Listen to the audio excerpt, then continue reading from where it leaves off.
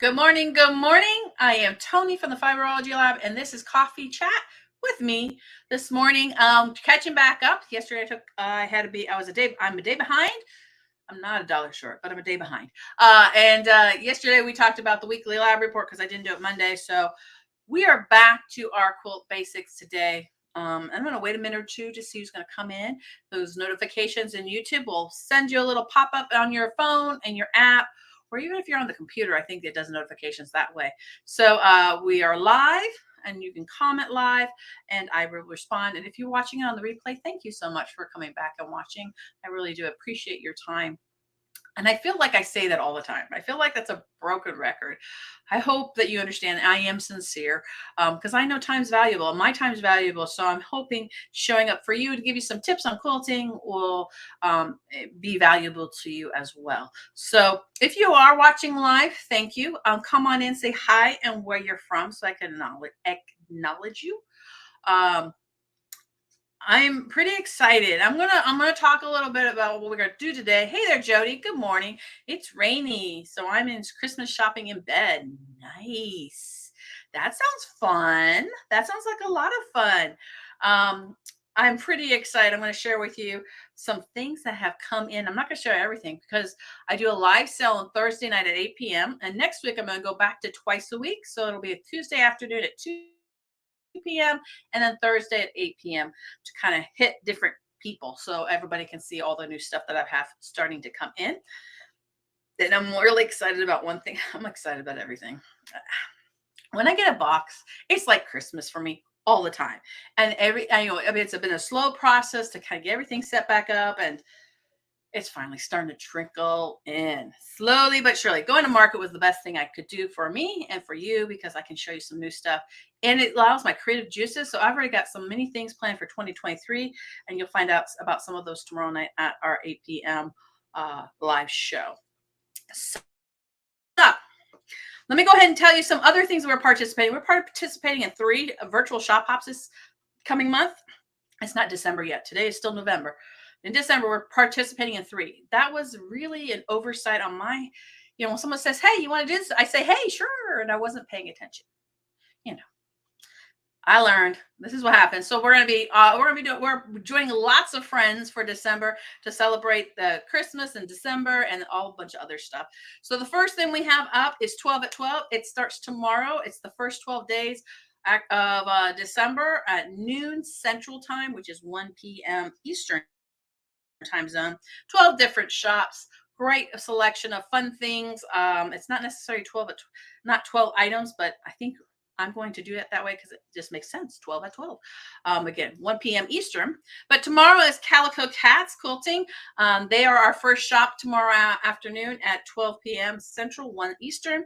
And guess what? They're going to be back at 7 p.m. Central, 8 p.m. Eastern, which unfortunately conflicts with my time, but you can always watch me on the replay.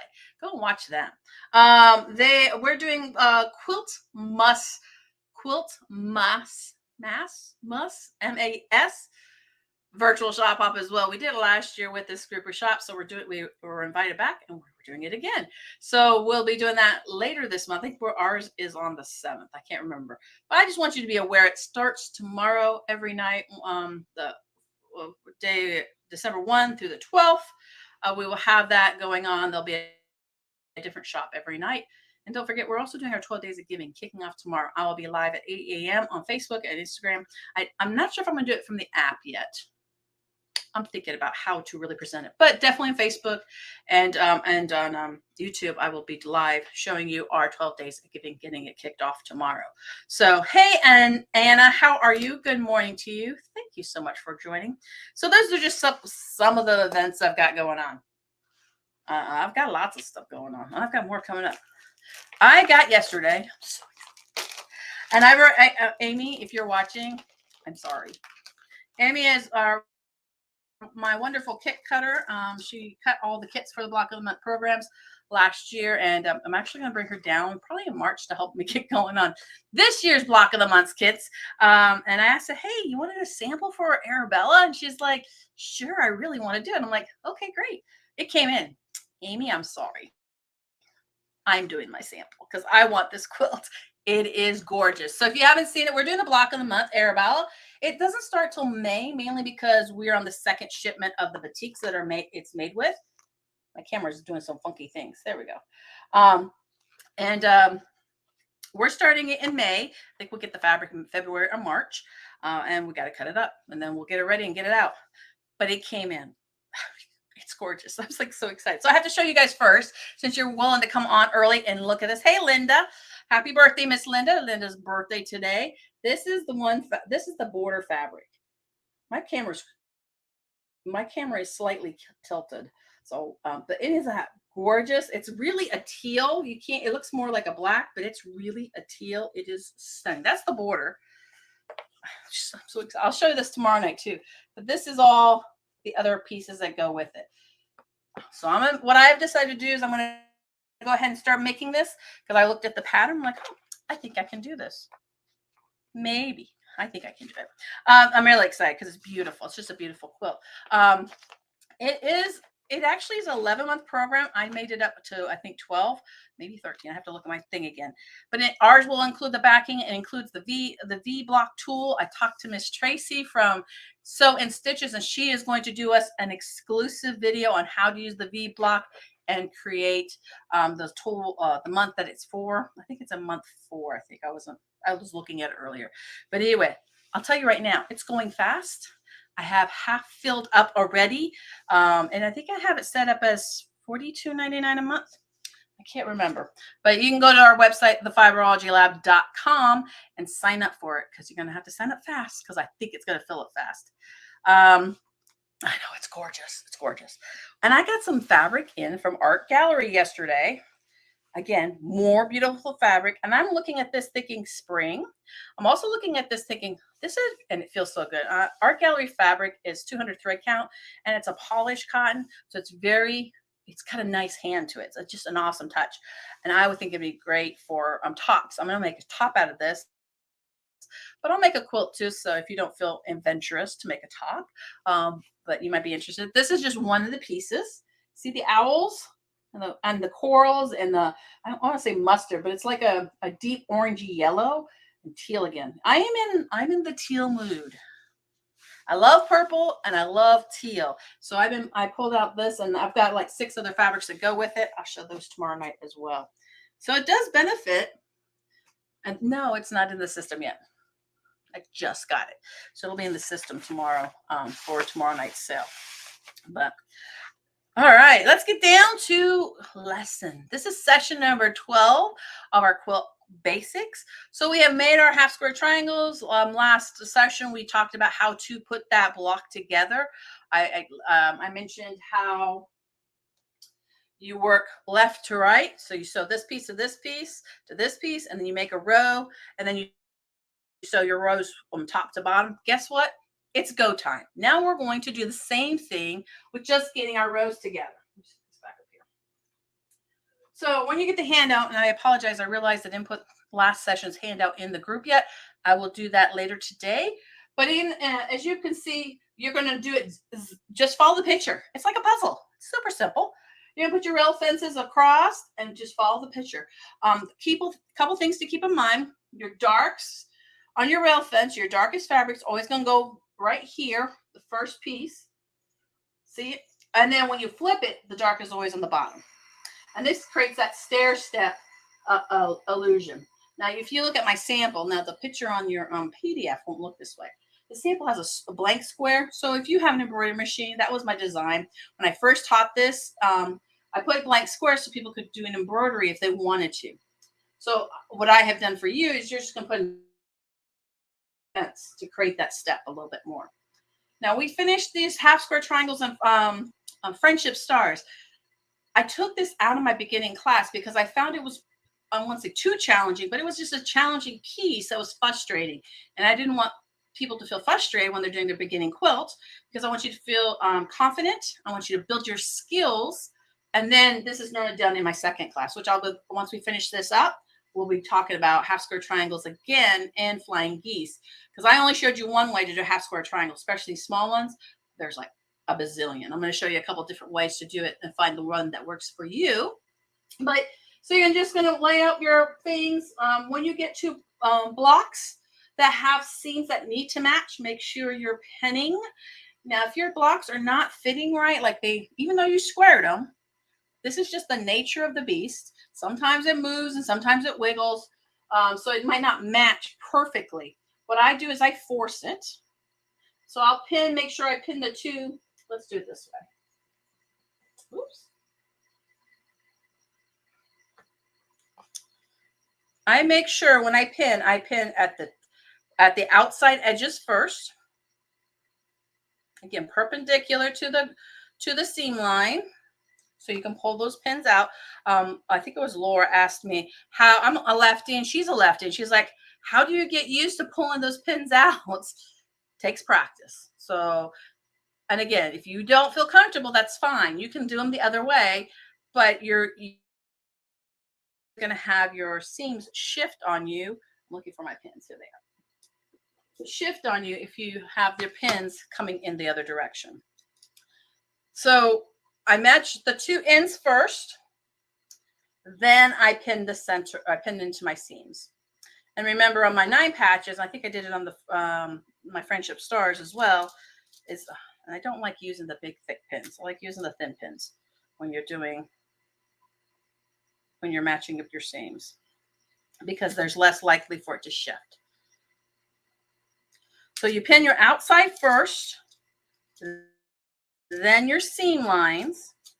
And say if this was a 10-inch or a 12-inch block, you might even want to pin a little bit in between the pins, especially if there's gaps. So I'm forcing it to sew like this. So if there's a hole, or I want to say hole, a gap where it's not perfectly matched, you're just going to pull it gently under the needle when you're sewing it with a stiletto or with a tweezers or hemostats. I wouldn't use hemostats. I would pull the fabric, but people use them. So that way, you know, it's going to match up and it's going to force it to lay seam together. And then when we get to press it, we just make sure we press it really well. So that's what you're going to do with your blocks. You're going to create your rows, just like our Friendship Star. We're going to create our rows left to right. And then we're going to sew our rows top to bottom. So we're going to sew this row to this row, again, pinning wherever there's a matched seam. So like right here with my Friendship Star and my rail fence, we want to make sure we pin right there so those seams match. Now, before you get to that point, you need to press opposite directions. So on the first row, we're going to press all this way. On this row, we're going to press this direction, back and forth, back and forth. So again, those will nestle as we sew. Because this is a small quilt, I would just go doop, doop, doop, doop, doop all the way down. If I was working with a twin size quilt, where I've got a lot more fabric to deal with, I would sew in sets of 2 or in halves. So I would sew these two together,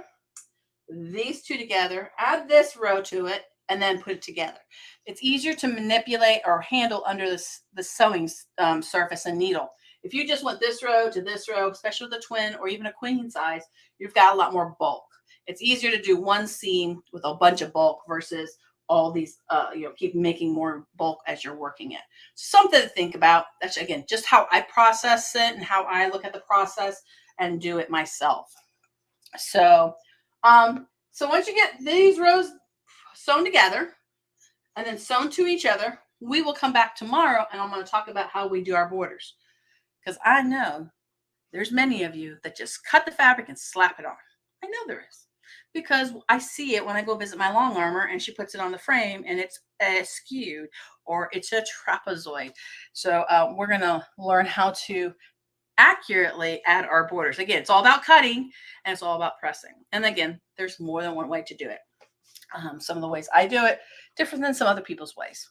But the one thing I do always encourage, no matter what you do, you need to cut to your top. So, and once you have your rows together, it doesn't matter how you press it. I just go to the iron board and just press it all in direction. It doesn't matter at that point. So that's what we're working on next. We're going to add our rows. We're going to add our blocks into rows and then our rows into a top. And then we'll add our borders. We're almost there. We're almost there. We still have about 5 or 6. Well, let me think about 5 or 6 more sessions because I still have to talk about, so I have to talk about borders. I'll talk about marking. I want to talk about batting. So that was a question last week when I was talking about batting. I'll talk about different kinds of batting, what's the purpose, and which one's better, which one's, well, there's no one that's better, but just find different types of batting. I'm also going to talk about so marking your quilt, basting your quilt, and how to quilt it. Again, beginner quilting kind of thing. I'm not going to show you free motion in this session. This is all about getting your confidence, finishing this quick, and then turning it around and doing another one. So that's the whole purpose. We're going to do our walking foot because there's so much you can do with a walking foot, and that's what it was invented for. And then we'll even talk about how to put a label on. And once we get through that, probably by the middle of December, we'll start talking about flying geese and half square triangles again. So, wow, did I just talk a mile a minute or what? I have had a cup of coffee this morning. I'm wired for sound. And I'm going to go celebrate Miss Linda's birthday today. We're going to go out and someplace. I don't know. She's driving. So much for her birthday. So does anybody have any questions? If you do, leave them in the comments. I will come back and respond. Or you can always comment in our Mighty Network as well, because if you have the questions, somebody else probably does too. And I had an interesting question, and actually from a couple people, a little confused of all the different ways to engage with us, with me. I have our Mighty Networks. I have our Facebook group. I have, what else do I have? I have other things. So I am creating a little graphic to kind of help you understand. You don't have to be everywhere. You just find what works best for you. And if you are doing the CEO Club, the Mighty Networks is for you. If you're doing this session, the Mighty Networks is for you. If you just want to show off what you just did this weekend and it's just for fun, put in the Fiberology Lab Collective in the Facebook group. It encourages other people to do the same thing. And if you're a VIP person, we have a VIP group for that. So I'm going to list out all the different places you can hang out and engage, and you're meeting people. So we had so much fun on our Zoom this past weekend. So we'll do it again in December as well. Just watch for that. Hey there, Tris. How are you this morning? Good to see you. I am wrapping it up. So you're going to have to go back and watch some of the things I mentioned about how we're going to finish up our top for our quilt basics. And I did also do some show and tell of some new stuff that came in. I do have something else I was going to show and tell, but I'm going to do this probably tomorrow. No, I'm going to talk about it now. This is, I was going through all our Christmas stuff. So we're starting pulling out our Christmas stuff. It's all decorated. Very exciting. It's nice to have a child in the house for a little bit because they do the decorating. And I'm like, okay, cool. Yay. I pulled out this. This is something that smells like chocolate. A couple years ago, maybe the first year I think we were open, we bought some fabric from Irene and Lois, and it is chocolate smelling fabric. They have not remade chocolate smelling fabric. Bad choice. I really wish they would make chocolate smelling fabric. It still smells so good. In fact, if you bought one of those, a little small mini project things that I had for our Into Bolt sale or our 3-2-1 sale, some of those pieces smell like chocolate. Just so you know, you might be one of those lucky people. But anyway, this was a special gift from Michelle Crumpley. She made this for me. It's dated. It's even dated 2020. So there's a paper piecing project. She made it out of charms. She used 5-inch charms to make the inside. So I pulled it out and I wanted to show it out because it just means so much to me. Because I don't tend to make a lot of things for myself, though I have quite a few quilts. But these little things, I just tend to give them away. So this is very special to me. And I have a couple other things too, but this one's sitting here. What? 6 to 8 inches of new snow? Tris, I guess you're going to be sewing today. How fun is that? I bet it's beautiful. Trish, you should put a picture or something on in our Fiberology Lab Collective or even in the Mighty Network, so it doesn't matter. That would be really fun to see, especially us here in Florida. We don't see snow. I am not complaining. It's going to be 82 degrees today. Just saying. But we all have different likes, and I'm happy to be where I'm at. I love snow, though. I do love to go see it. So I might have to visit Tris someday when I'm going to be seeing snow. Oh, nope. She has Parker, so she is not sewing today. But that's all right. She gets to play with the grandbaby. How fun is that? All right, friends. I am going to let you go. I have things to do, places to be. I hope you do too. I'm so grateful again for you hanging out with me this morning, or if you're watching on the replay. If any questions, you can email me at info@fiberologylab.com, or you leave them here in the chat or in the comments below, and I will respond. So I might have to do that. I don't want to be stuck there. That's the only thing. If I come up and see snow, I don't want to be stuck there. But though you have an amazing sewing room, Tris, so I would love to have time in your sewing space. So thanks for the invite. You guys have a great Wednesday, and happy birthday again, Miss Linda. See you soon. You guys would take care, and I'll see you tomorrow evening at 8 p.m. 8 p.m. Central, 8 p.m. Eastern. Remember, we are friends, fibers, and fun.